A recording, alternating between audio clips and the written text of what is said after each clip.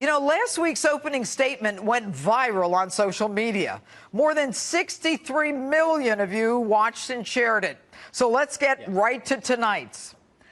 The White House says we're at war with ISIS, but it appears that they're really at war with the one man in power trying to protect us from ISIS. This needs to get fixed. There is a hero in Washington who's repeatedly at odds with the narratives that this administration keeps shoving down our throats. He's not getting the support he needs to protect us, and you need to pay attention and support him. His name? Jim Comey. And he is the director of the Federal Bureau of Investigation. Comey has but one priority, and that is the security and the safety of the American people. Political machinations do not play into his job. That is why he is appointed to a 10-year term, irrespective of who the sitting president is. Yet it appears that there is increasing tension between this FBI director and the president. Example. As the FBI was investigating the classified documents on Hillary Clinton's private server, President Obama goes on 60 Minutes and he signals loud and clear that there's no basis really for a prosecution of Hillary Clinton. I do think that the way it's been ginned up is in part because of politics. I can tell you that this is not a situation in which America's national security was endangered. Comey, however, does not bow to politics or political wins.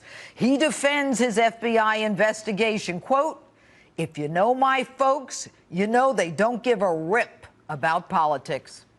And when President Obama announced he was releasing 6,000 inmates from federal prisons, partly because of prison overcrowding, in spite of the fact that the population has been declining since 2013, and partly because of the disproportionate number of minorities in prison, Comey not only rejects the administration's claims of blacks being incarcerated en masse, saying that punishment protects neighborhoods from crime, he concludes that prison releases will amount to more crime.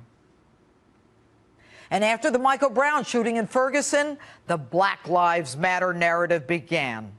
Obama denied that Ferguson impacted the way police respond to crime. Comey, however, disagreed, saying that in truth, law enforcement is reacting to Ferguson and that all lives matter. At the same event where Comey used the phrase, "all lives matter," 3 times, the president used his closing remarks at that same event to say that those who say all lives matter miss the point. And on the national security front, as the Obama administration continues to promote the narrative that ISIS is a JV team, that it's being contained, the basic "we've got you covered" claim, Comey goes before Congress in July to talk about ISIS, his lack of resources, and what he needs to do his job. I am finding that the tools we are being asked to use are increasingly ineffective in our national security work and in our criminal work. And I think my job is to tell folks about that so we can talk about it.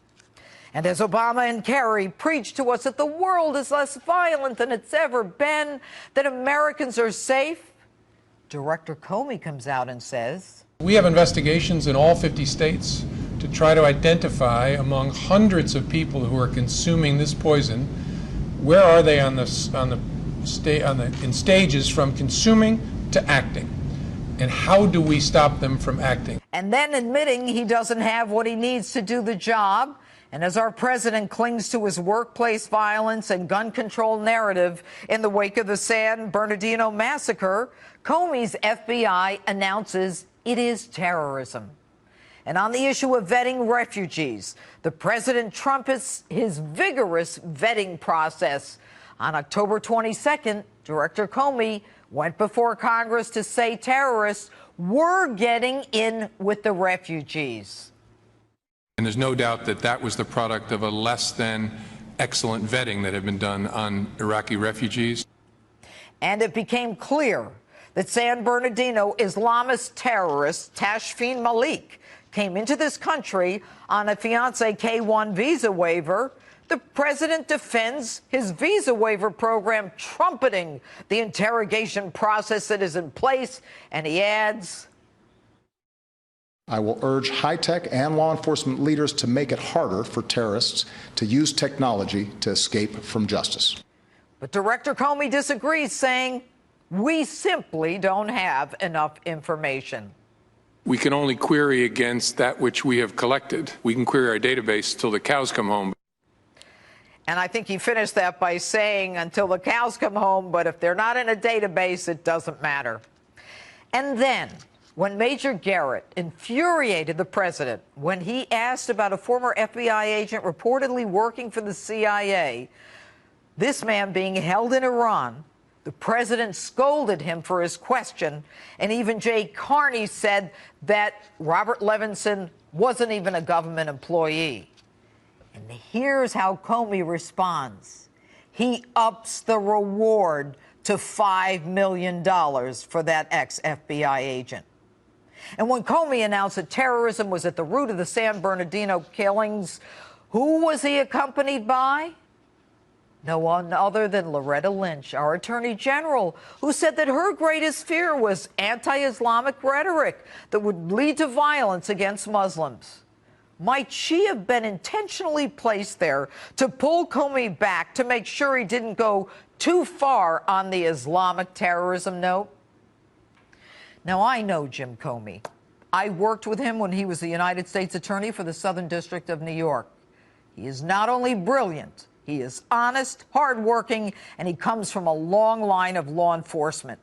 Politics plays no role in his decisions. He's in it for all the right reasons. Just ask this person.